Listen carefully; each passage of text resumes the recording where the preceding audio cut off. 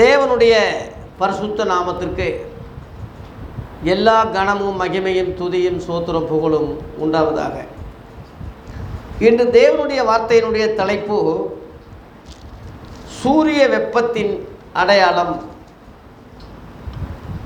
இன்று தேவனுடைய வார்த்தையினுடைய தலைப்பு சூரிய வெப்பத்தின் அடையாளம். இதை குறித்து ஆண்டவராகி இயேசு சொன்னாரா என்று கேட்டால் சொன்னார். உலக அழிவை பற்றியும் உலக முடிவை பற்றியும் சீடர்கள் கேட்கும்போது அவர் அடையாளங்கள் சொல்லும்போது சூரிய அடையாளத்தை பற்றி சொன்னார். லூக்கா 21 அதிகாரத்தில் 25 படிங்க. சூரியனிலும் சந்திரனிலும் நட்சத்திரங்களிலும் அடையாளங்கள் தோன்றும். அப்படி பூமியின் மேலுள்ள ஜனங்களுக்கு தத்தளிப்பும் இடுக்கணும்னா ரொம்ப சோதனை, ரொம்ப கஷ்டம்னு அர்த்தம். இடுக்கணும் உண்டாகும். சமுத்திரம் அலைகளும் முழக்கமாக இருக்கும். இன்றைக்கி செய்தி அதான். இன்றைக்கி சமுத்திரத்தில் யாரும் மீன் பிடிக்க போகாதீங்க, ரொம்ப அலை ரொம்ப அடிக்குது, போகாதீங்கன்னு இன்றைக்கி காலையில் நியூஸ். அப்புறம் வானத்தின் சத்துவங்கள் அசைக்கப்படும். அது இனிமேல் வர்றது இயேசு கிறிஸ்துடைய வருகைக்குள்ள காரியம். அதை அடுத்து சொல்ல வேணாம். முதல்ல ஆண்டவர் அடையாளத்தை சொல்லும் போது சூரியனை சொன்னார். இந்த 25 என்ன சொன்னார்? சூரியன். அப்புறம் தான் என்னது? சந்திரன். ரெண்டாவது தான் சந்திரன். முதல் சூரியனை சொன்னார். இன்றைக்கி சூரிய வெப்பத்தினுடைய இந்த உஷ்ணம் இதுவரைக்கும் இந்த உலகத்தில் 45-50 வருஷமாக இல்லைன்னு சொல்லி வானிலை ஆராய்ச்சியாளர்கள் சொல்கிறாங்க. இதுவரைக்கும் இந்த மாதிரி 47-50 வருஷமாக இப்படி இல்லை, இந்த மாதிரி கிடையாது. இதனுடைய அடையாளங்கள் இன்றைக்கி வந்ததுக்கு காரணம் என்ன? வேதத்தில் என்ன சொல்லியிருக்கு? ஆண்டவர் சூரியனை அடையாளம் சொன்னாரே, அது என்ன அடையாளம், எப்படி நடக்குது? இந்த காரியங்களுக்கு நம்ம தெரிஞ்சு கொள்வது நல்லது, நம்ம அவசியம். முதலாவது அடையாளம், சூரிய வெப்பத்திற்கு ஜனங்கள் மறைந்து கொள்வார்கள். வெளிப்படுத்தின விசேஷம் 6ஆம் அதிகாரம் 13 பாருங்க.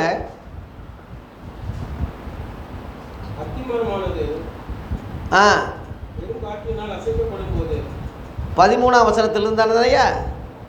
அத்தி மரமானது பெருங்காத்துல வந்தால் அது எப்படி அசையுமோ,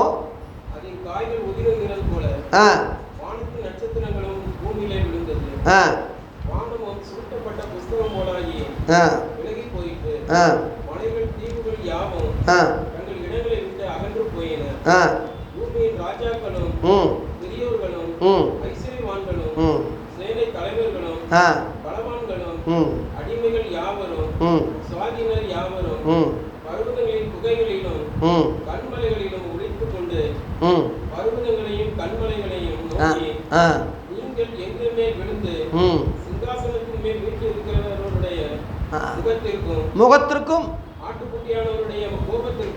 ஆட்டுக்குட்டியானவருடைய கோபத்திற்கும் எங்களை என்ன செய்யுங்க?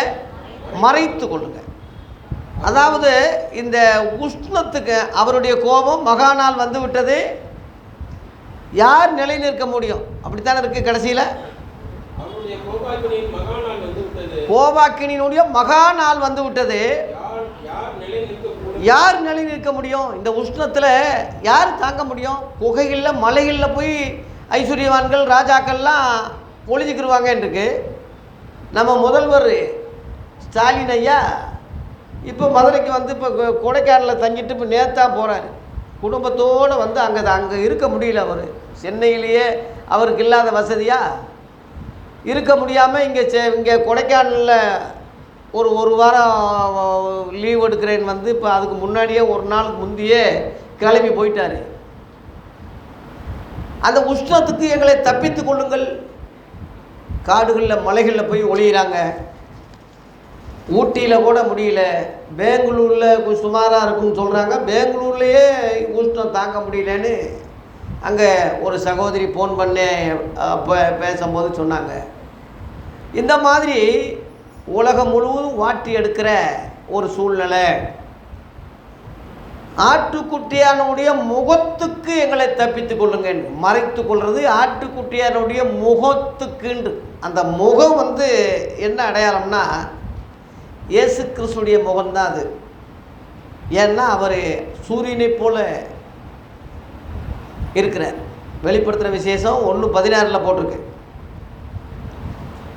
வெளிப்படுத்துகிற விசேஷம் 1:16 பாருங்க. கர்த்தருடைய நாளில் 16ஆம் வசனம் 1:16. வலது கரத்தினாலே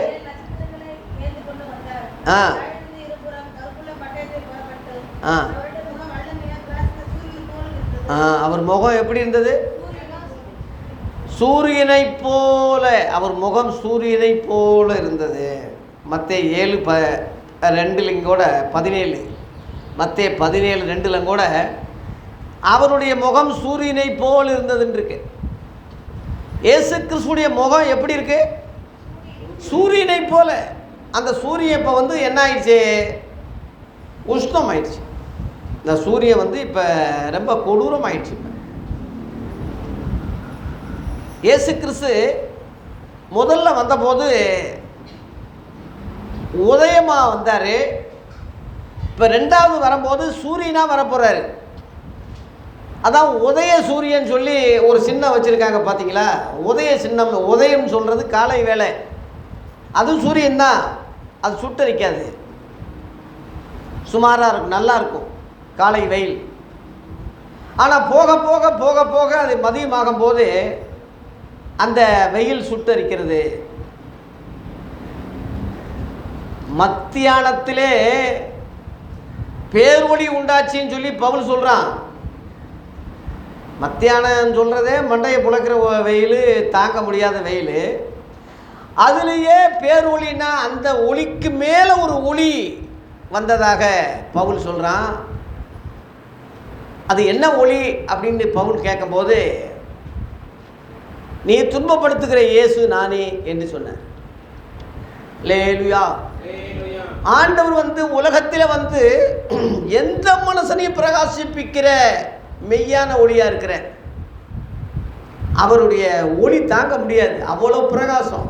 அதனால தான் பரலோகத்தில் சூரியனும் சந்திரனும் அதுக்கு வேண்டுவதில்லைன்னு போட்டிருக்கு. ஏன்னா இவர் அங்கே இருக்கார்ல. இவர் அங்கே இருக்கும்போது எப்பயுமே பகல் தான், அங்கே இரவே கிடையாது.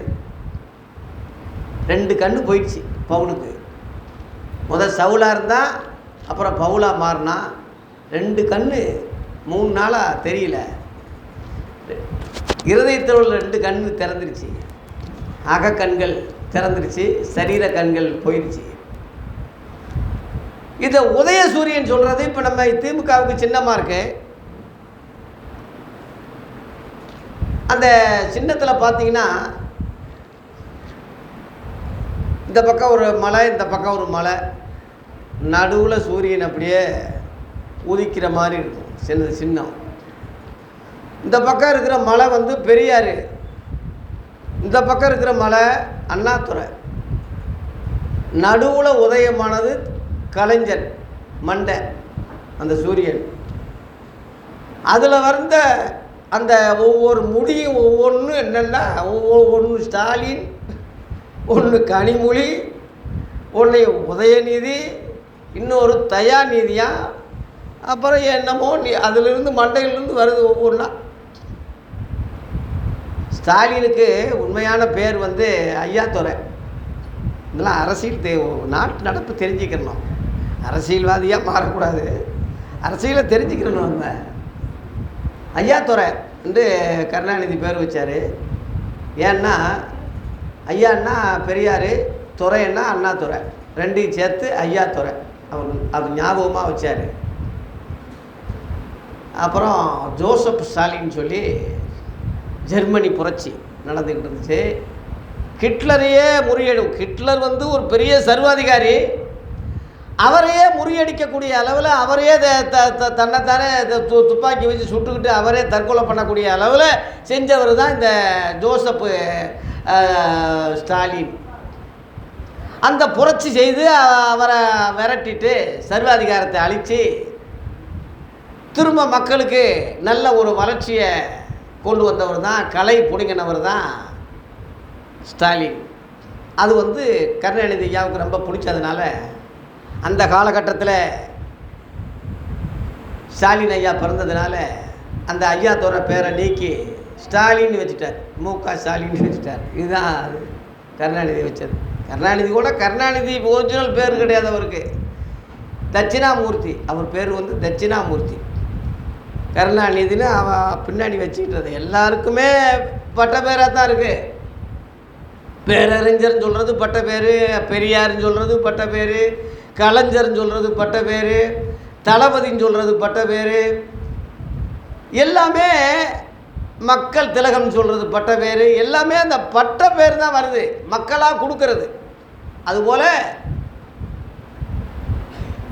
இப்போ செல்லூர் ராஜுன்னு சொல்கிறது பட்ட பேர், செல்லூர் ராஜு. அவர் பேர் ராஜு தான், செல்லூரில் இருந்து செல்லூர் ராஜு.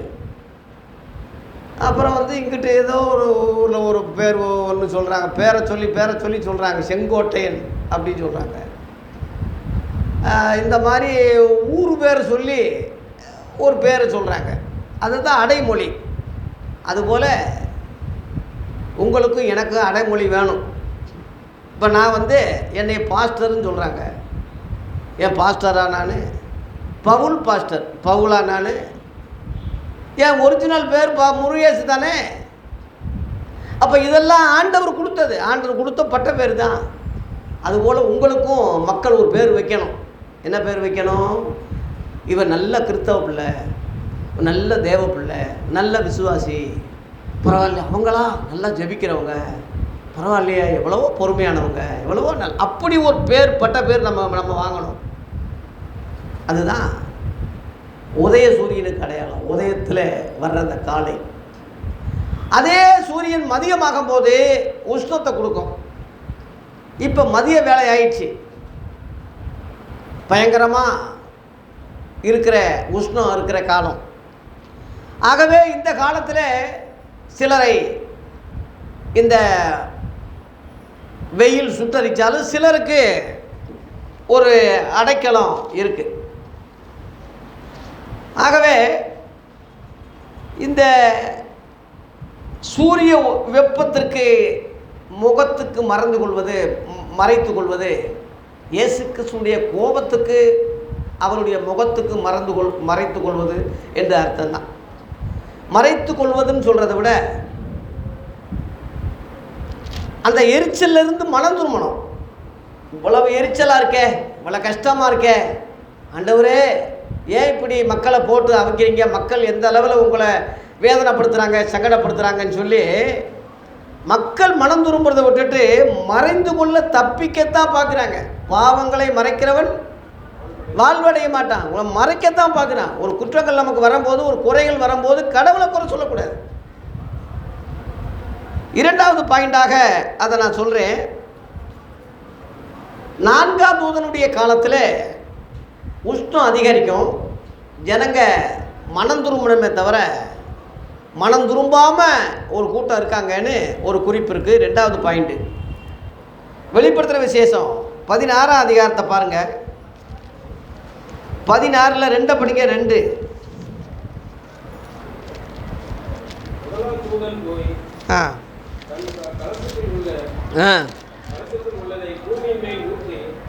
எங்கே ஊற்றுனா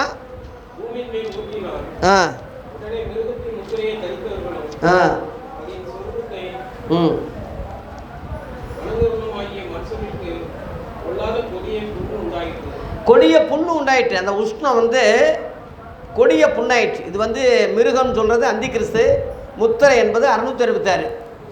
இந்த 666 முத்திரை காலத்தில் அந்த உஷ்ணம் தாக்கும், உடம்பெல்லாம் புண்ணாயிரம்னு போட்டிருக்கு. அதில் 8ஆம் வசனம் 9ஆம் வசனம் படிங்க. அதுலேயே 8, 9.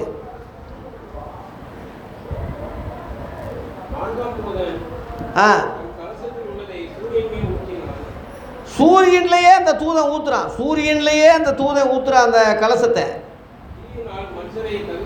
பாருங்க, தீயினால் மனுஷரை தகிக்கும்படி அந்த இதுக்கு அதிகாரம் கொடுக்கும். அதுதான் இந்த காலம், தீயினாலே தகிச்சிருக்கு.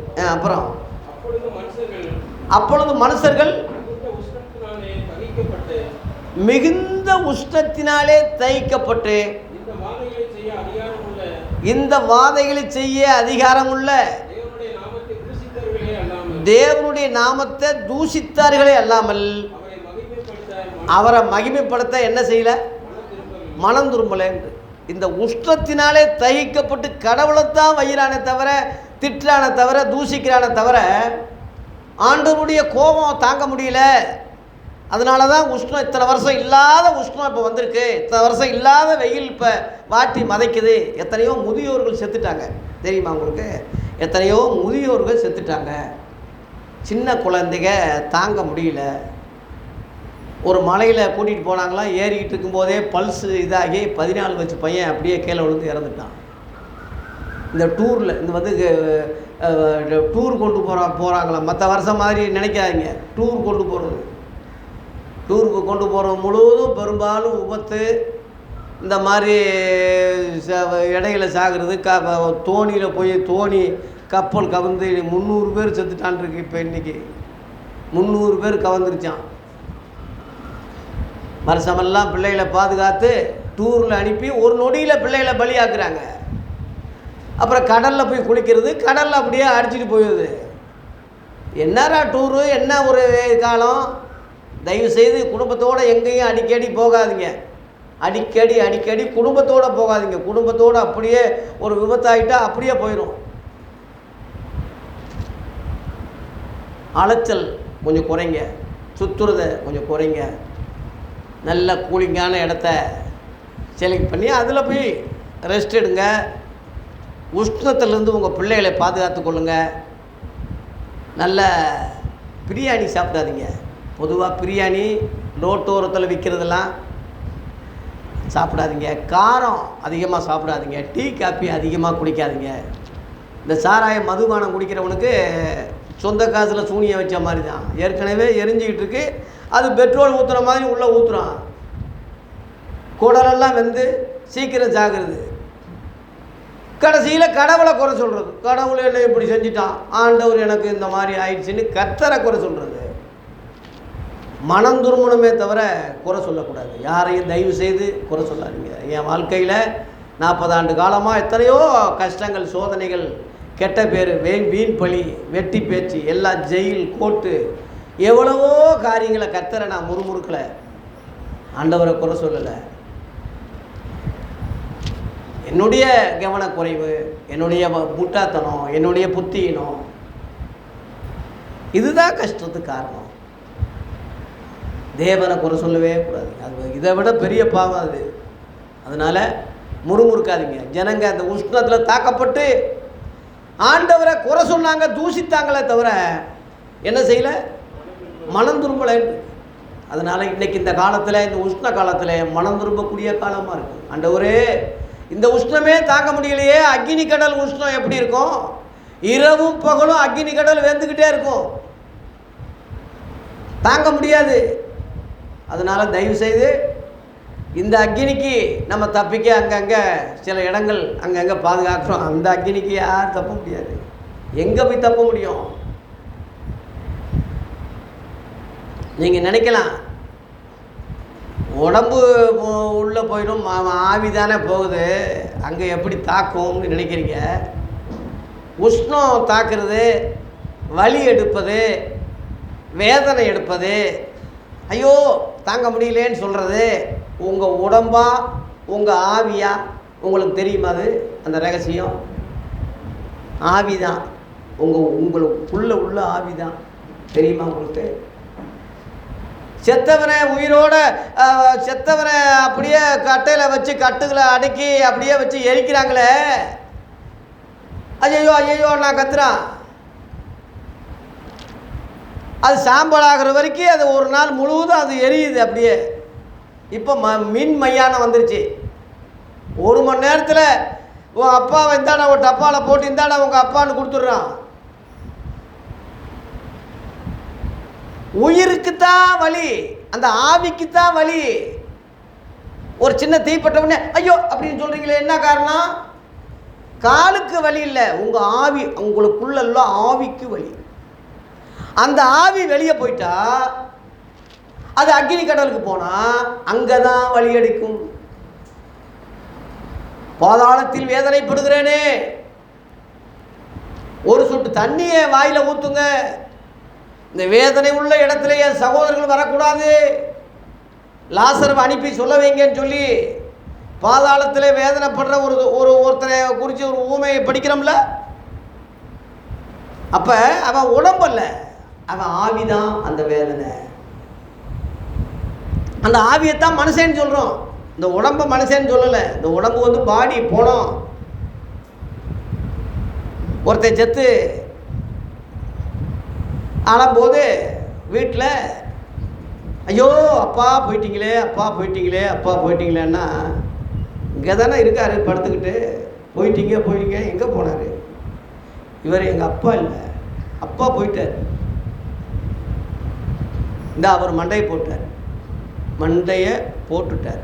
யார் போட்டது? யார்? இவர் அப்பா இல்லை. அப்பா இருந்தால் எரிப்பானா, புதைப்பானா? இது பாடி, அதாவது பாடின்னா சட்டை. இந்த சட்டை, இந்த சட்டையை இப்போ எனக்குள்ள இந்த சட்டை இருக்குது, என் ஒரிஜினல் உடம்பு உள்ளே இருக்குது, இதுதான் சட்டை. அதுபோல் இந்த சட்டை தான் உடம்பு, உடம்புக்குள்ளே உள்ள ஆவிதான் அப்பா, அதுதான் மனுஷன், அதான் ஆத்துமா. அதுக்கு அழிவே இல்லை. ஒன்று பரலோகத்தில் இருக்கும், இல்லாட்டினா அக்னி கடல் இருக்கும். பரலோகத்தில் இருந்தால் என்றென்றும் சந்தோஷம், அக்னி கடல் இருந்தால் இரவும் பகலும் வேதனை தான். இரவும் பகலும் அப்படியே போட்டிருக்கு. வெளிப்படுத்தின விசேஷம் 20:10 படிக்க. வெளிப்படுத்தின விசேஷத்தில் 20ஆம் அதிகாரம் 10ஆம் வசனம் பாருங்க.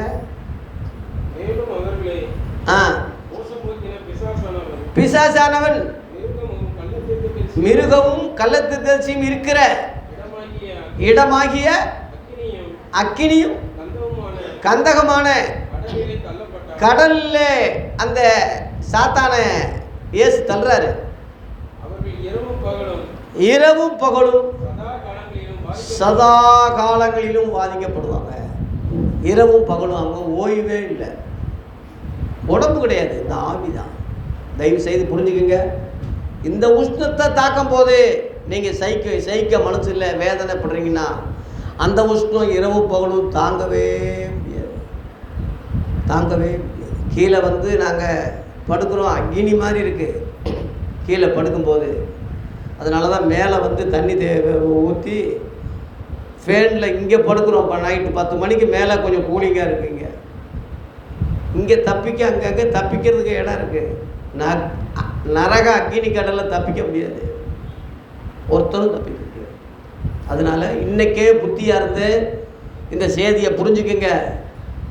இந்த அக்னி கடலுக்கு போகிறவன் லிஸ்ட்டு போட்டிருக்கு, யார் யார் போவாங்கன்னு லிஸ்ட்டு போட்டிருக்கு. சொல்லவா? 21:8 வெளிப்படுத்துகிற விசேஷம் 21:8 எதுக்கு எடுத்தாலும் பயப்படுறது. ஐயோ பேய் வந்துருமோ, பிசாசி வந்துருமோ, எதுக்கு எடுத்தாலும் ஐயோ அக்னி கடல் மரணம் வந்துருமோ, ஐயோ ஒரு சின்ன தலைவலி வந்தால் ஹார்ட் அட்டாக் வந்துருமோ, செத்துருவோம்.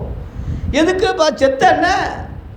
கர்த்தருக்குள்ள பரிசுத்தமாக நீ பரலோகத்துக்கு எப்பயும் நம்ம சாகிறது ரெடியாக இருக்கணும். கர்த்தருக்குள் மறிக்கிறவன் யாரு? அவன் கர்த்தருக்குள்ள நீ மறிக்கும் போது நீ பாக்கியவான் ஆகுற. எப்பவும் ரெடியாக இருக்கணும். ஏன் பயப்படணும்? அப்புறம் அபியூஸ் எது? நம்பாத பிறவிங்க. கோயிலுக்கு வருவாங்க, ஆனால் நம்ப மாட்டாங்க ஆண்டவரை. எதுக்கு எடுத்தாலும் சந்தேகப்படுறது, எதுக்கு எடுத்தாலும் நம்பாமல் போகிறது, அதெல்லாம் ஆண்டவர் எங்கே செய்வார்? சும்மா நம்ம சும்மா சொல்கிறது. இப்படி அவிசுவாசத்தன்மை. அப்புறம் கேவலமான புத்தி உள்ளவங்க, ரொம்ப இந்த பன்னி மாதிரி. இந்த பன்னி சாக்கடையில் எவ்வளவு குளிப்பாட்டினாலும் போய் சாக்கடையில் விழுகும் பன்னி, அருவருப்பாக இருக்கும். அப்புறம் கொலை செய்கிறவன். அப்புறம் விபச்சாரக்காரன், ஒரு பெண்ணை இச்சையோடு பார்த்தாலே அவன் விபச்சாரம் தான். அப்புறம் சூனியக்காரன், பில்லி சூனியன், சோசின்னு சொல்கிறது, நல்ல காலம்னா கெட்ட காலம் சொல்கிறது. இந்த மே மாதம் வந்துருச்சுன்னா மே மாதம், அப்புறம் ஏப்ரல் மாதம் ஜபம், மே மாதம் ஜபம், பெந்தேகோசு ஜபம், பௌர்ணமி ஜபம், நடுநிசை ஜபம். எவன்டா அதை கண்டுபிடிச்சான்? அதெல்லாம் ஒவ்வொரு மாதத்துக்கு சோசியம் சொல்கிற மாதிரி, குறி சொல்கிற மாதிரி இப்போ ஆரம்பிச்சிட்டான் ஊழியக்காரன். அப்புறம் விக்கிரக ஆராதனைக்காரர், சிலை வச்சு வழிபடுறது. ஆர்சிக்காரங்க இந்துக்கள் மட்டும் இல்லை, ஆவிக்குரியவர்களும் சில விக்கிரகங்களை தெரியாமல் வச்சுருக்காங்க, சில வழிபாடுகள் தெரியாமல் செய்கிறாங்க. அப்புறம் பொய், வாயை திறந்தா பொய் தான், வாயை திறந்தா எல்லாம் பொய். பொய் சும்மா பெரிய பாவமாக இருக்காத மாதிரி தோணலாம். இங்கே போட்டிருக்கு, பொய்யர் அனைவரும். இரண்டாம் மரணம், மரணம் உடம்புல சாகிறது, அது எல்லாருக்கும் வரும். இயேசு கிறிஸ்துவுக்கே மரணம் வந்துச்சு. இரண்டாம் மரணம் நமக்கு வரக்கூடாது. மரணம் வரலாம். இரண்டாம் மரணம் என்னது? அக்கினியும் கந்தகம் எரிகிற கடலில் பங்கடைவார்கள். இதுதான் இரண்டாம் மரணம். எல்லாருக்கும் இரண்டாம் மரணம் வரக்கூடாது. நம்ம விசுவாசிகளுக்கு முதல் மரணம் வரலாம். இயேசு கிறிஸ்து கூட மரணம் வந்துச்சு. இரண்டாம் மரணம் இயேசுக்கு வரல, நமக்கும் மரணம் வரலாம். மரணத்தில் தான் கர்த்தருக்குள் மரிக்கிறவன் பாக்கியவான்னு சொல்லியிருக்கு. பரிசுத்தவானுடைய மரணம் அவர் பார்வைக்கு அது மரணம் தான். இரண்டாம் மரணம் பாக்கியம் கிடையாது. அது ரொம்ப உஷ்ணமாக இருக்கும். அதனால தயவு செய்து இந்த உஷ்ணத்துக்கு தப்பிக்க, இந்த கோவாக்கணிக்கு தப்பிக்க, இந்த அலைக்கு தப்பிக்க, இரண்டாம் மரணத்திலிருந்து தப்பிக்க ஜாக்கிரதையாக இருங்க. இந்த வெப்பம் உஷ்ணம் முழுவதும் அடையாளமாக வச்சுக்கோங்க.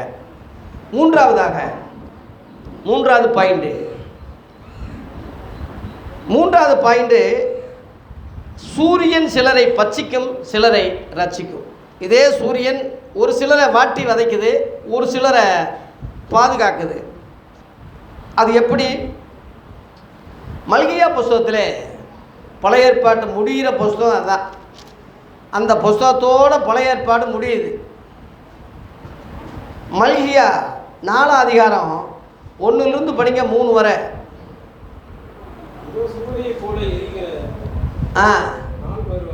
சூளை போல எரிகிற நாள் வரும்,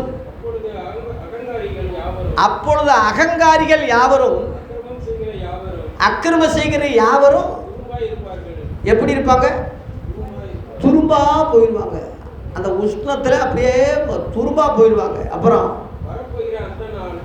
வரப்போகிற, இன்னும் வரல, வரப்போகிற அந்த நாள் அவர்களை என்ன செய்யும்? இந்த வெயில் சுட்டரிக்கிறது இல்லை, இன்னும் வர்ற ஞாயிற்றுப்பு நாளில் அந்த வெயில் சுட்டரிக்கும். அந்த வெயில் தான் நீதியின் சூரியன் வெயில். இது அநீதியின் சூரியன். இந்த சூரியன்லாம் இல்லாமல் போயிடும் ஒரு காலம். அது நீதியின் சூரியன் தான் சுட்டரிக்கும். அப்புறம் படிங்க. அது அவர்களுக்கு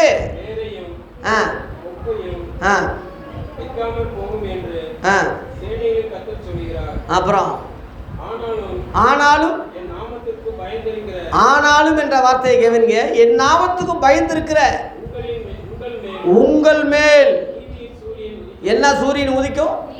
நீதியின் சூரியன் உதிக்கும். அதனுடைய கண்ட்ரோல்ல என்ன இருக்கும்? ஆரோக்கியம் இருக்கும். வெளியே போய் கொளுத்த கண்டுகளை போல வளருவீர்கள். ஆரோக்கியமான ஒரு வாழ்க்கை அந்த நீதியின் சூரியன் செட்டையில் இருக்கிறவனுக்கு கிடைக்கும். லேலுயா. இந்த நீதியின் சூரியன் யாரு? இயேசு கிறிஸ்து தான். இந்த சூரியனுக்குள்ள நீங்க வந்துட்டீங்கன்னா இங்க உஷ்ணம் கிடையாது, இது எரிக்காது மக்களை. ஆரோக்கியம் கிடைக்கும், செழிப்பு உண்டாகும், மகிழ்ச்சி உண்டாகும், முக மலர்ச்சி உண்டாகும். இப்போ எப்படி தாவரங்கள் எப்படி சூரியன் வந்தால் எப்படி தலைக்குதோ, சூரியன் இல்லாட்டினா ஆடு மாடுலாம் செத்து போயிடும், தாவரங்கள்லாம் செத்துடும். அதுபோல் ஆவிக்குரிய வகையில் நீதியின் சூரியன் கண்ட்ரோலில் இருக்கிறவங்க, அந்த செட்டையில் இருக்கக்கூடியவங்க செழிப்பாங்க, மகிழ்ச்சியாக இருப்பாங்க, ஆரோக்கியம் இருக்குவாங்க. ஆரோக்கியம் என்ற வார்த்தையை கவனிங்க. ஆரோக்கியம்னு பேர் வச்சா ஆரோக்கியம் வராது. இந்த நீதியின் சூரியன் கண்ட்ரோலில் செட்டைனா ரெக்கை, ஒரு கோழி அந்த ரெக்கையில் குஞ்சுகளை பாதுகாக்கிற மாதிரி இயேசு கிறிஸ்து தாயாக இருக்கிறார். கோழி தன் குஞ்சுகளை சேர்க்கும் வண்ணமாய் எவ்வளவோ முறை உன்னை சேர்க்க மனதாயிருந்தேன், எருசலேமே எருசலேமே என்று எருசலேமை பார்த்து இயேசு கண்ணீர் விடுகிறார். லூக்கா 19:41 அவங்க மனந்தும்பாமையே போயிட்டாங்க. கிபி 70 தீர்த்து ராயனாலே எருசலேம் அழிக்கப்பட்டு தேவாலயம் தரையோட தரையா ஒரு கல்லின் மேல் கல்லிடாதபடி இடிக்கப்பட்டது. இன்ன வரைக்கும் ஒரு பாலணிஞ்ச ஒரு சோறு ஒன்று தான் அந்த எருசலேமில் இருக்கே தவிர தேவாலயம் கட்டப்படலை. இப்போ போர் நடந்துக்கிட்டு இருக்கு, இப்போ சண்டை நடந்துக்கிட்டு இருக்கு, இன்னும் முடிவுக்கு வரல. ஆயிரக்கணக்கில் செத்துக்கிட்டு இருக்கான். இரவும் பகலும் குண்டு பொழிஞ்சிக்கிட்டு இருக்கு. 3வது உலக யுத்தம் ஒருவேளை வந்துருமோ என்று மக்கள் உலக நாடுகள்லாம் பயப்படுறாங்க. ஆகவே இயேசு கிறிஸ்து கண்ணீர் விட்டா, இயேசு வேதனைப்பட்டா அது விளங்குமா?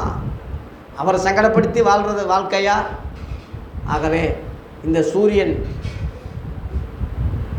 மோசமான ஆளுகளை சுட்டரிக்கிற மாதிரி அக்கினி துன்மார்க்கனை சுட்டரிக்கும். ஆனால் நீதியின் சூரியன் அவர் செட்டையில் இருக்கிறவங்கள பாதுகாக்கும். லேலுயா. நாலாவதாக தீயோர் மேலும் நல்லோர் மேலும் உதிக்கிற இந்த சூரியன் 2 பேருக்கும் உள்ள வித்தியாசம் இருக்குது. தீயோர் நல்லோர்னு இருக்கு. மத்தேயு 5:4 பாயிண்ட். மத்தேயு 5:45 இயேசு மலைப்பிரசங்கத்தில் பேசும்போது சொல்கிறாரு, அவர் தீயோர் மேலும் நல்லோர் மேலும் தமது சூரியனை உதிக்க பண்ணி நீதி உள்ளவர்கள் மேலும் அநீதி உள்ளவர்கள் மேலும் என்ன செய்கிறார்? மலையை பெய்ய பண்ணுறார். 2 பேருக்கு சமமாக கொடுக்குறாரு. ஆனால் 2 பேரும் பரலோகத்துக்கு போகிறதில்லை. நல்லா கவனிங்க. நல்லோர் மேலும் தீயோர் மேலும். நல்லோர்னா யாருன்னா ரட்சிக்கப்படாதவன், இயேசுவை ஏற்றுக்கொள்ளாதவன், ஆனால் நல்லவனாக இருப்பான். இன்றைக்கி எத்தனையோ இந்துக்கள் நல்லவங்களாக இருக்காங்கல்ல, எத்தனையோ மந்திரிகள் ஒரு சிலர் நல்லவங்களாக இருக்காங்க, அதிகாரிகள் நல்லவர்கள் இருக்கிறாங்க. லஞ்சம் வாங்கக்கூடாது, பொய் சொல்லக்கூடாது, நேர்மையாக இருக்கணும், மக்களை வாட்டி வதைக்கக்கூடாது, சிலர் மனசை புண்படுத்தக்கூடாது, இருக்காங்கல்ல நல்லவங்க. குடிக்காமல் இருக்கணும், சிகரெட் குடிக்கக்கூடாது, கஞ்சா குடிக்கக்கூடாது, நல்லவங்க இருக்காங்கல்ல. அவன் அதுக்கு பேர் சன்மார்க்கம். துன்மார்க்கம் சொல்கிறது இதுக்கு முழுவதும் ஆப்போசிட்டு. அவன் கஞ்சா குடிப்பான், அவன் போதை குடிப்பான், அவன் பொம்பளைகளை இது பண்ணுவான், அவன் அநியாயம் பண்ணுவான். 300-3000 பொம்பளைகளை கெடுத்துருக்கான். ஐயா ஒருத்தன் என்ன நாடு, பக்கத்தில் உள்ள மாநிலம் கர்நாடக மாநிலம். 3000 வீடியோ வெளியே வந்துருச்சு. தப்பிச்சுட்டு ஓடி ஜெர்மனிக்கு ஓடிட்டான். இப்போ போலீஸ் பிடிக்க போகுது. அதே மாதிரி எத்தனையோ பாலியல் எல்லாம் மதவாதிகள் பிஜேபி கட்சியில் சேர்ந்தவன் தான் அந்த கொடுமையெல்லாம் செய்கிறான். ஆனால் அவங்களுக்கு பாதுகாப்பு வாங்க தானே, அதை அவங்க பாதுகாப்பு கொடுக்குறாங்கன்னு சொல்லி. ஆனால் இந்த அலை, இந்த மோடி அலை தாங்க முடியலன்னு சொல்கிறாங்க. வெயில் கூட நாங்கள் தாங்கிடுவோம், இந்த மோடி அலையை தாங்க முடியல. அடுத்து ஒரு அலை வரப்போகுது, ராகுல் அலை. ஜூனில் வருது. இந்த மே மாதம் முழுவதும் மோடி அலை வாதிச்சாலும் ஜூனில் எங்களுக்கு என்ன அலை வருது? ராகுல் அலை வருதுன்னு சொல்கிறாங்க மக்கள். அதனால் பொம்பளைகளை கேலி பொருளாக்கி இன்றைக்கி ஒருத்தனை கைது பண்ணியிருக்காங்க. என்னமோ சவுக்கு சங்கரம். பொம்பளைகளை கேவலமாக வஞ்சி ரொம்ப அசிங்கமாக திட்டி, அதுக்கு முன்னாடியே ஒரு தடவை கைது பண்ணாங்க. நீதிபதிகளை வஞ்சான். நீதிபதியை விதவை பொம்பளைகள்லாம் வச்சுக்கிட்டு அவன் வந்து தப்பான இதில் இது பண்ணுறான், விதவைகள் முழுவதும் தப்பாக தான் இருக்காங்கன்னு சொல்லி அன்னைக்கு நீதிபதிகளை வஞ்சான். இன்றைக்கி போலீஸு பொம்பளைகளை போலீஸாக போகிறாங்கல்ல பொம்பளைங்க, அவங்க வந்து அட்ஜஸ்ட்மெண்ட் பண்ணி பெரிய அதிகாரிகளுக்கு உடந்தையாக இருந்து தான் பதவிக்கு போகிறாங்கன்னு இப்போ போய் சொல்லி, இப்போ ஒன்று அநியாயமாக சொல்லி மு க ஸ்டாலினெல்லாம் ரொம்ப ஒருமையில் ரொம்ப கேவலமாக பேசி சவால் விட்டான், கைது பண்ணி போடுறான்னு சொல்லி சவால் விட்டான். நேற்று கைது பண்ணி நைட்டு கைது பண்ணிட்டான். பொம்பளைகள்லாம் செருப்பு எடுத்துகிட்டு வந்து எதுக்க காட்டுறாங்க, அந்த வேனை மறைச்சி. ஆகவே துன்மார்க்கனும் உண்டு, சன்மார்க்கனும் உண்டு. ஆனால் 2 பேரையும் கர்த்தர் நியாயம் தீர்ப்பார். சன்மார்க்கம் ஒருத்தனை ரட்சிக்காது. நல்லவனாக இருப்பதனால அவன் பரலோகத்துக்கு போகிறதில்ல. இயேசு கிறிஸ்துவின் ரத்தம் சகல பாவங்களை நீக்கி நம்மை சுத்திகரிக்கிறது. இயேசு கிறிஸ்துவின் ரத்தத்தால் அவன் கழுவப்பட்டிருக்கானா? மறுபடியும் அதுக்கு தான் ஆண்டவர் மறுபடியும் பிறக்க சொல்கிறார். பிறப்பு சரியில்லை, எந்த மனுஷனும் பிறவி சரியில்லை. ஒருவேளை நல்லவனாக இருக்கலாம், அதனால அவன் பரலோகம் போக முடியாது. அதனால தான் ஒருவன் மறுபடியும் பிறவாவிட்டால் தேவனுடைய ராஜ்யத்தை காண மாட்டான்னு சொல்லி யோவான் 3:3 சொன்னார். யாரை பார்த்து சொன்னார்னா, நிக்கோதேமு போதகர். நிக்கோதேமு அவன் பேர். இஸ்ரவேலின் போதகரையா, சாதாரண ஆள் இல்லை, சாதாரண ஆள் இல்லை. இஸ்ரவேல் நாட்டுக்கே ஒரு போதகராக இருக்கான். அவனை பார்த்து சொல்கிறார் இயேசு, நீ மறுபடியும் பிறக்கணும், ஜலத்தினால் பிறக்கணும், ஆவியினால் பிறக்கணும். ஆகவே நீங்களும் நானும் மறுபடியும் பிறக்கிற அந்த அடையாளம் தான் ஞானஸ்நானம் எடுத்தது, மறுபிறப்பது. விபச்சார எண்ணங்கள் முன்னாடி இருந்தால் மறுபடியும் பிறக்கும்போது அந்த எண்ணங்கள் வரும், செய்யக்கூடாது. நம்ம அது செத்துட்டான், அவன் வேற சீரட்டு குடிக்கிற பழக்கம் இருந்தால் ஞானஸ்நானம் எடுத்த பிறகும் அந்த சீரட்டு குடிக்கிற புத்தி வரும். அப்போ நீ என்ன நினைக்கணும், அவன் செத்துட்டான், அவன் செத்துட்டான்.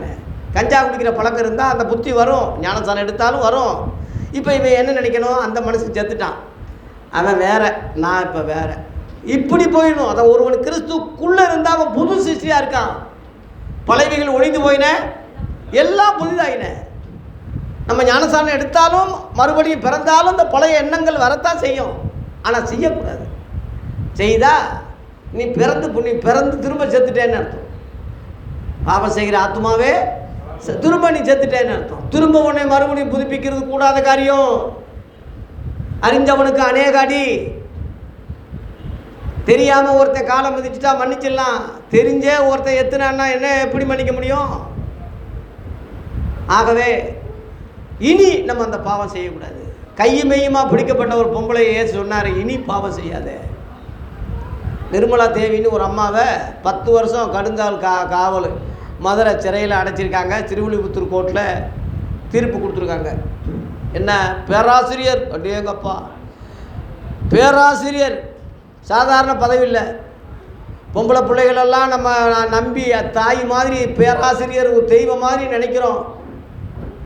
அனுப்புனா அந்த பொம்பளைகள்லாம் செட்டப் பண்ணி, நீ இவனுக்கு போ, நீ இவனுக்கு போ, நீ இந்த ஆசிரியருக்கு போ, அட்ஜஸ்ட்மெண்ட் பண்ணு, உனக்கு மார்க் போடுறேன். எப்படி? அந்த அம்மா செஞ்ச ஒரு தவறு என்னென்னா, பிஜேபியில் சேரல. 4 வருஷம் ஆட்சி கேஸ் நடந்துக்கிட்டு இருக்கு. பிஜேபியில் கட்சியில் சேர்ந்துருந்தா இந்த தண்டனை வந்திருக்காது. இப்போ பாருங்கள் என்ன ஆயிடுச்சு, 10 வருஷம் தண்டனை. அந்த பொம்பளைக்கு 10 வருஷம் தண்டனை கொடுத்தானே தவிர, அந்த அம்மா யாருக்கு செஞ்சாங்க? யாருக்கு அந்த பொம்பளையில் ரெடி பண்ணாங்க? யார் தூண்டுதல் இல்லாமல் அந்த அம்மா எப்படி தான், அந்த அம்மாவே அவளே ஒரு பொம்பளைக்கு பொம்பளையாக ரெடி பண்ணும்? இன்னொருத்தருக்கு தானே ரெடி பண்ணணும். அந்த இன்னொருத்தர் யார்? அரசாங்கம். அதை விட்டுட்டாங்களே. என்றைக்குமே சரி, பழைய ஏற்பாட்டிலும் சரி, இப்போ இந்த காலத்துலேயும் சரி, ஒரு விபச்சாரம்னா 2 பேருக்கு அது பங்கு தானே. 2 பேருக்கு சுட்டறிக்கை, 2 பேருக்குள்ள தண்டனை கொடுக்கணும். அந்த அம்மாவோட உடந்தையாக இருந்தவன் முழுவதும் விடுதலை ஆகிட்டான். இப்போ 2 பேர் 2 நபரை வந்து ஆதாரம் இல்லைன்னு சொல்லி வெளியே விட்டா, இந்த அம்மாவுக்கு மட்டும் 10 வருஷம் தண்டனை கொடுத்தா எல்லாருக்கும் கொடு, சமமாக கொடு, சமமாக கொடு. இதுதான் இந்த அரசாங்கம், இதுதான் இந்த நீதி, இதுதான் இந்த கோர்ட்டு, இதுதான் இந்த நீதிபதியினுடைய லட்சணங்கள். ஏன் கவர்னர் மேலே பாலியல் இருக்குது. வெளி மாநிலத்தில் கவர்னர் பாலியல் செஞ்சிட்டான்னு ஒரு வழக்கு பதிஞ்சிருக்காங்க. கவர்னர் ஒரு பெரிய பதவி. முன்னாள் பிரதமருடைய மகன் மேலே பாலியல்.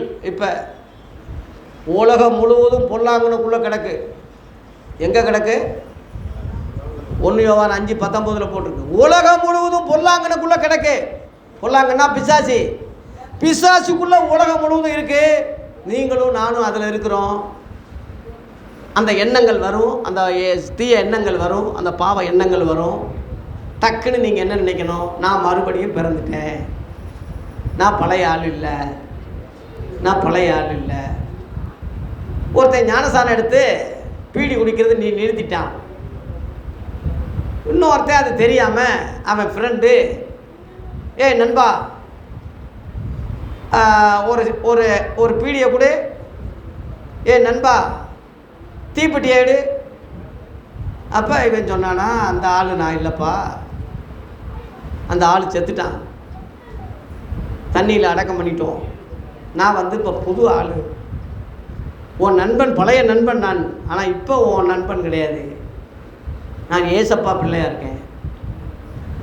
அந்த பீடி குடிக்கிறவன் செத்துட்டான், நான் இப்போ புது மனுஷன்னு சொல்லும் போது அவன் ஆச்சரியப்பட்டான், என்னடா இப்படி.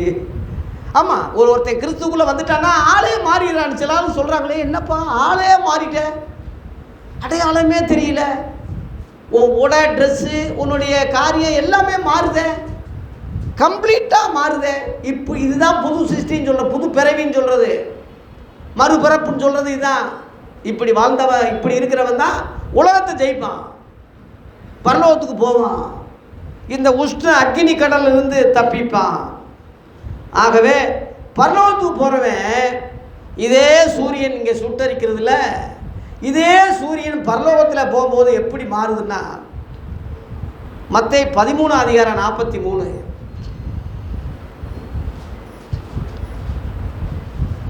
மத்தேயு 13:43 பாருங்க. அப்பொழுது நீதிமான் தங்களுடைய பிதாவின் ராஜ்யத்திலே சூரியனை போல பிரகாசிப்பார்கள். அல்லேலூயா. நீதிமான்கள் சூரியனை போல பிரகாசிப்பார்கள். சிலர் நட்சத்திரங்களா இருப்பாங்க, மகிமையிலே நட்சத்திரத்துக்கு நட்சத்திரம் விசேஷமா இருக்கும் இருக்கு. நீ மகிமையிலே நீ சூரியனா இருக்கிறாயா, நட்சத்திரமா இருக்கிறாயா? தேவ பிள்ளைகளே, நீதிமான்கள் சூரியனை போல பிரகாசிப்பார்கள். அல்லேலூயா. சூரியனை போலனா இயேசுவை போல, இயேசு ஒரு சூரியனா இருக்கிறார், இயேசுவை போலவே நீயும் ஒரு இயேசுவாக சூரியனாக நீ பிரகாசிக்கக்கூடிய பாக்கியத்தை பரலோக ராஜ்யத்தில் வச்சிருக்கிறார். அது நீதிமான்கள். நீதிமான்கள் கொஞ்சத்தில் நீ உண்மையாக இருங்க, காசு விஷயத்தில், பண விஷயத்தில் உண்மையாக இருங்க, கடவுளுக்கு கொடுக்குற தசம பாகத்தில் உண்மையாக இருங்க, காணிக்க போடுறதுல உண்மையாக இருங்க, ஜெபிக்கிறதுல உண்மையாக இருங்க, வேதத்தை வாசிக்கிறதுல உண்மையாக இருங்க. போய் சொல்லாதீங்க, பாஸ்டர் நான் டெய்லி வாசிக்கிறேன், டெய்லி 3 தடவை வாசிக்கிறேன், 4 தடவை வாசிக்கிறேன், அப்படி எதுக்கு போய் சொல்கிறீங்க? போய் சொல்லாதீங்க. சும்மா பேர் கிறிஸ்தவனாக வாழாதீங்க, ஒரு பிரயோஜனம் கிடையாது. இங்கேயும் நல்லா இருக்க மாட்டீங்க, பரலோகத்துக்கும் போக மாட்டீங்க. வந்தால் கரெக்டாக வா, இல்லாட்டினா நடுநிலையோடு எதுக்கு? குந்தி குந்தி குந்தி குந்தி இருமணம் உள்ளவன் எதுக்கு? ஆண்டவர் 2 பாதை தான் வச்சுருக்காரு, ஒன்று ஒடுக்கம், ஒன்று விசாலம். நீ அது 2 பாதைக்குள்ளே போக முடியாது. 2 வழியில் போகிறவன் நிலைகட்டவன். அதனால் நானே வழி என்று சொன்னார். நானும் ஒரு வழி, அப்படி இல்லை, நானே வழி. வேறு வழியாக ஏறுகிறவன் யார்? கல்லே கொள்ளக்காரே. நானே வழி, என் வழியாக வருகிறவன் தாகமடையான், பசியடையான், சோர்வடையான். கஷ்டம், துன்பம், பாடுகள் எது வந்தாலும் கூட அதெல்லாம் அவனை பாதிக்காதே. ஆகவே நீதியின் சூரியன் போல இவங்களும் நீதியின் சூரியனாக, நீதிமான்களாக அங்கே பரலோகத்தில் ஜெகஜோதிகளாய் போதிக்கிற காரியம். ஒரு ஸ்திரீ சூரியனை அணிஞ்சிருந்தான் இருக்கு. வெளிப்படுத்துகிற விசேஷம் 12:1 ஒரு ஸ்திரீ சூரியனையே அணிஞ்சிருக்கா ஐயா. பாருங்க அந்த வசனம் பாருங்க. அன்றியும் ஒரு பெரிய அடையாளம் வானத்திலே ஆண்டவர் காட்டுறாரு. ஒரு ஸ்திரீ என்ன அணிஞ்சிருந்தா? சூரியனையே ஒரு பொம்பளை அணிஞ்சிருக்கிறா. பாதங்களுக்கு கீழே சந்திரன் இருந்தது, அவ சிரசிலே 12 நட்சத்திரங்கள் உள்ள கிரீடம் இருந்தது இருக்கு. இந்த 12 நட்சத்திரங்கள் யாரு? 12 அப்போஸ்தலர்கள். சூரியன் என்பது இயேசு கிறிஸ்து, ஸ்திரீ என்பது ஒரு மணவாட்டி சபை, சந்திரன் என்பது கூலிங், நல்ல குளிர்ச்சியான இடத்துல இருக்கிற நல்ல ஜீவ நதி உள்ள ஒரு நல்ல சபையில் அவ கால் பதிஞ்சிருக்கு. அந்த அம்மாவை விழுங்கும்படி ஒரு வலு சொற்பம் நிற்கிது கீழே. நீங்கள் பார்த்தீங்கன்னா வலு சொற்பம் நிற்கிது விழுங்கும்படி. அந்த அம்மா ஒரு பிள்ளையை பெறுறா, ஒரு ஆண் பிள்ளையை பெறுறா. 5ஆம் வசனத்தில் கர்த்தர் அந்த பிள்ளையை தூக்குறார். அதான் ரகசியம் வருக. 5ஆம் வசனத்தை படிங்க. சகல ஜாதிகளையும் இருப்புக்கோளால் ஆளுகை செய்கிற ஒரு ஆண் பிள்ளையை பெற்றால் அவளுடைய பிள்ளை எடுத்துக்கொள்ளப்பட்டது. அதனால நீங்க எடுத்துக்கொள்ளப்படணும். இந்த அக்னி இந்த உலகத்தில் வாழ்றது கஷ்டம். நல்ல நல்ல நிறையா சாப்பிட்டாலும் தப்பு இதாக இருக்குது, சாப்பிடாவிட்டாலும் கறக்கமாக இருக்குது. சாப்பிட்டா உண்ட மயக்கம் சொல்கிறான், சாப்பிடாவிட்டால் மயக்கமாக இருக்குது. எங்கே போய் தினந்தோறும் சாப்பிடணும், தினந்தோறும் குளிக்கணும், தினந்தோறும் யாருக்கு பிழைக்கிறோம், என்னத்தை அள்ளிட்டு கொண்டு போவோம், கடைசியில் சாகிறது உறுதி. இது என்னடா வாழ்க்கை, என்ன இருக்குது? அதுக்காக செத்துறாதீங்க, வேணுங்க. சாவா வரட்டும், நம்மளா சாவா தேடி போகக்கூடாது. ஆனால் உலகத்தை நேசிக்காதீங்கன்னு சொல்கிறேன். உலகத்தை விரும்பாதீங்க, உலகத்தை இன்னும் நல்லா வாழணும்னு நினைக்காதீங்க. எந்த ரூபத்திலையும் மரணம் வரலாம், சந்தோஷமாக அதை ஏற்க. 6லும் சாவி 100லும் சாவு. எந்த நிலைமையிலையும் மரணம் வந்தால் ஆண்டவரே உமக்குள்ளே நான் என்னைக்கு ரெடியாக இருக்கணும். இப்போ பஸ் ஸ்டாப்பில் பஸ்ஸு வந்தால் ஏறுற மாதிரி ரெடியாக இருக்கணும்ல, அந்த மாதிரி கர்த்தருக்குள் ஒரு மறிப்பு வந்தால் நீ பாக்கியவானா மாறுறதுக்கு எப்பயும் ரெடியாக இருக்கணும். அல்லேலூயா. இந்த உலகம் நமக்கு சொந்தமானதல்ல, வாடகை வீடு தான். எவ்வளோ பணம் இருந்தாலும் எவ்வளோ சொத்து இருந்தாலும் அவன் அள்ளிட்டு கொண்டு போக போகிறதில்ல.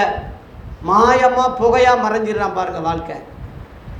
இதில் இந்த சிற்றின்ப காலத்தில் இதில் ஒரு பாவம் செஞ்சுட்டு அக்கிரமம் செஞ்சுட்டு இதில் நீ வாழ்ந்துக்கிட்டு இதில் நீ என்னத்தை நீ சாதிக்க போகிற? ஜாக்கிரதையாக இருங்க, புத்தியாக இருங்க. தீயோர் மேலும் நல்லோர் மேலும் சூரியன் உதிக்கும், ஆனால் நீதிமான்கள் சூரியனை போல பரலோகத்தில் பிரகாசிப்பாங்க. தீயோர் இந்த பூமியிலேயே கருகி நிர்மூலமாகி சுட்டரிக்கக்கூடிய அளவில் ஆகி அக்னி கடலுக்கும் 2ஆம் மரணத்துக்கும் போய் அங்கேயும் உஷ்ணத்தில் இரவும் பகலும் வேகிற அளவில் ஆயிரும்.